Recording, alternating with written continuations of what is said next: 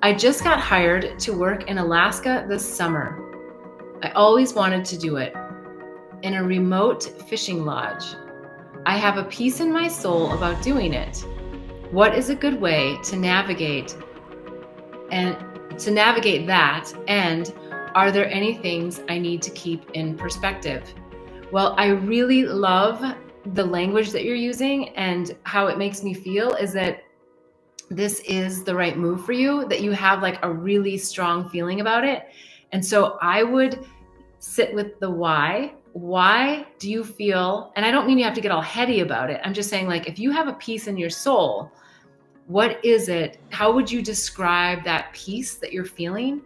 Because that peace is, I believe, in this situation, your soul speaking to you. And when you go to Alaska and X, Y, or Z happens, that's not in your plan, the days are shorter, dare I say, depression might set in, there's not as much sunlight, the coworkers that you thought were going to be great, like there's one or two that's kind of like a dud, or they create some drama for you or whatever, and you're like, oh my gosh, why am I here and I'm so far away from everybody else? You can always go back to that why. You can always go back to this peaceful place and why you felt what you felt moving in to this decision. So I really love this for you. I think that Alaska, well, in the summer, wait, they have long hours, right? I think so. They have long hours in the summer. So then you might not be getting any sleep. You might have sleep deprivation because of the sunlight so long. So come up with some really good habits. Ooh, something else just came to mind. When it comes to habits, whatever you're doing now that you don't want to do anymore, do not take them to Alaska, because moving to a totally different area with a totally different climate, completely different people, it allows us an incredible opportunity to change our habits. And so if you're smoking, or I don't know, I'm not suggesting you are, but whatever the habit is, or you're sleeping in and you want to wake up earlier. So whatever that habit is you want to toss to the side, really set an intention and put a structure together. And I know that it probably depends upon, I don't know how that all works for the fishing lodge, like when you have to fish and whatever, but work with that and optimize all of that before you even go.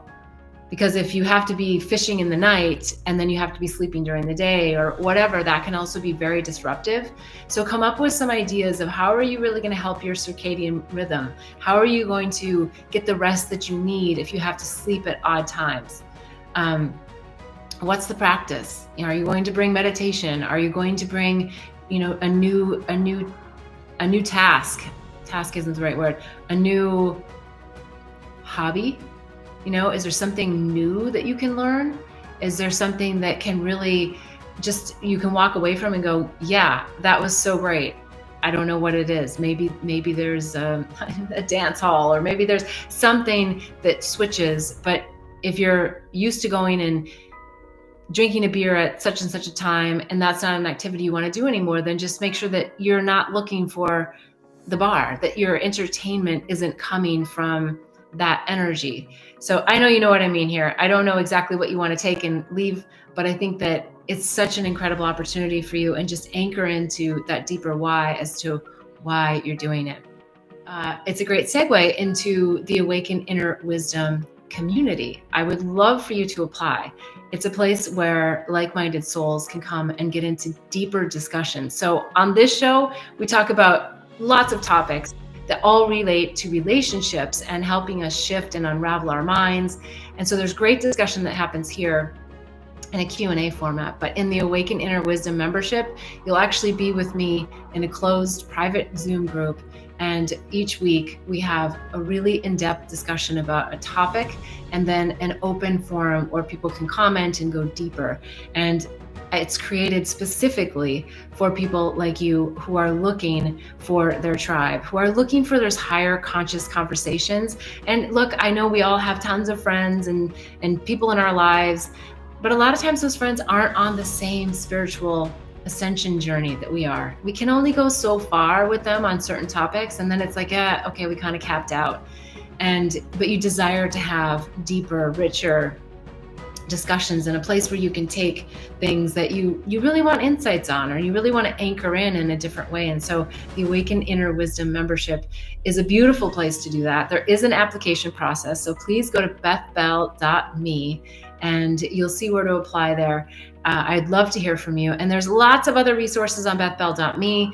There's the Awakening and Healing Handbook, the Herpes Handbook, the Psychedelics Resource Guide, lots of other things on there. There's the flower gazing module. So if you're someone who's having a hard time with meditation or just quieting the mind, I talk about how I was really able to leverage the flowers into meditation. Actually, the universe really guided me into photographing flowers and observing them and really leveraging that as a way to quiet my mind. So there's lots of resources over there. I can't wait to hear from you.